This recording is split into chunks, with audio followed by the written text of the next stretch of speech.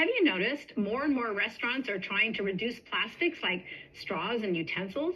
Well, they might actually be onto something. And as one study reveals, it's about more than just saving the environment. The study, done by Nature Medicine, discovered that our brain contains 30 times more tiny shards of plastic than our kidneys or liver. Essentially, the microplastics we consume are showing up in our brains more than any other area of our body. Researchers found that about 0.5% of our brains are now made up of plastic. That's 50% higher than it was back in 2016. So what does that amount look like? Well, it's about equivalent to the amount of plastic in a plastic spoon.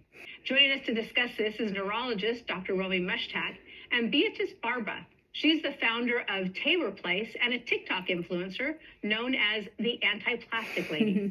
Speaking of that, Beatrice, let me come to you. You're committed to creating a safe and healthy environment, especially in regards to this plastic. You know, some people have said that we consume a credit card's worth of plastic every week. How are we consuming so much plastic? Where does it all come from that we're consuming it? Oh my gosh. So there are definitely some clear studies showing the places that we consume plastic from the most, and they're really surprising.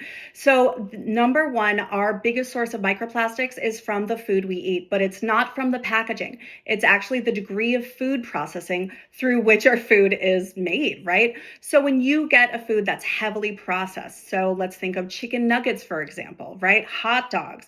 Those sorts of things have far more microplastics than just regular fruits or vegetables. They actually did a dietary intervention study last year where they looked at reducing the amount of plastic in people's bodies. And they got rid of all the plastic cookware and, plastic packaging and everything in the kitchen. And they found at the end of that study that it had a very small impact on the amount of microplastics that came out of people's bodies. However, when they went back and looked at the data, the people that had the least amount of microplastics in their body were the people that ate the most fresh and unprocessed foods. So it very clearly is the amount of food processing that our food goes through, how many surfaces it touches made out of plastic in that factory that contribute to the overall amount we have in our bodies. Interesting, because everybody talks about the packaging. They don't talk about the food itself. So oh, yeah. Besides this processed food, what are some of the most dangerous items that we should watch out for? Oh, definitely bottled water, certainly. Bottled water is a really, really huge source. In fact, it was our single most concentrated source of microplastic ingestion. Another really big source is dust. We spend around 90% of our lives indoors now, and everything that we have that's plastic in our lives, from our carpets and even our own, athletic wear and our blinds, all of that will leach off and get into the dust, which we end up ingesting. But there are some really easy ways to eliminate and reduce those things. Another big source, unfortunately, would be seafood. That has continued to show that over the years it has increased, and that has to do with the amount of microplastic pollution in the ocean, unfortunately, right?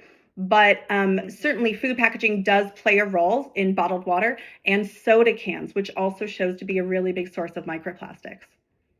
Okay, so for all of us who have been listening to Dr. Mushtak and to you, and we're all very anxious now about consuming this, what are 2 or 3 easy things that we could do to try and de-plastic our lives a bit? So certainly it's something that every doctor would recommend, which is eating as fresh and unprocessed as you possibly can. It doesn't mean you have to be vegan, but it just means that you are eating a full apple instead of applesauce, as an example, right? You are cooking your chicken at home instead of having a pre-cooked chicken that you are then microwaving, right? Avoiding fast food, right? Because a lot of fast food, not only is it heavily processed before it gets to the restaurant, but a lot of those places cook it in plastic before you get it, right? And so you're literally eating something cooked in plastic. So just by doing what we already know to be healthy, which is eating as fresh and unprocessed as we possibly can, cooking our own food when we possibly can, that will go a really long way to reducing the amount of microplastics in our bodies.